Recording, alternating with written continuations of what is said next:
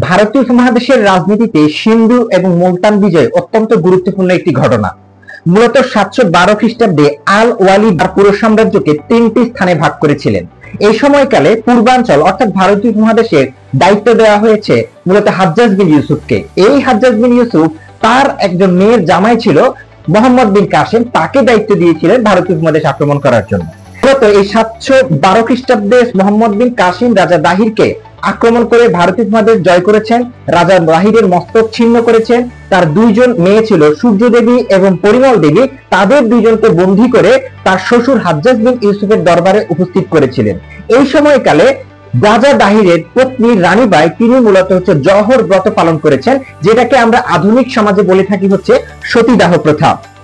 এই সময়কালে যখন তিনি হাজ্জাজ বিন ইউসুফের দরবারে জয়ী শক্তিকে উপস্থাপন করেন, তখন এই রাজা দাহিরের দুইজন মেয়ে সূর্য দেবী এবং পরিমল দেবী হাজ্জাজ বিন ইউসুফের কাছে অভিযোগ করেন যে হাজ্জাজ বিন ইউসুফের মেয়ের জামাই মোহাম্মদ বিন কাসিম এই দুইজন মেয়েকে রাজ দরবারে আনার সময়কালে তাদের শ্লীলতা হানি করেছেন। আর এই প্রেক্ষিতে মোহাম্মদ বিন কাসিমকে তার শ্বশুর হাজ্জাজ বিন ইউসুফ মৃত্যুদণ্ড প্রদান করেন। আর এইভাবেই তার ইতি ঘটে। আর এইভাবে ভারতীয় উপমহাদেশের আক্রমণের যে সূচনা, সেই সূচনাটি মূলত উমাইয়া খলিফা আল ওয়ালিদের আমলেই ঘটেছিল।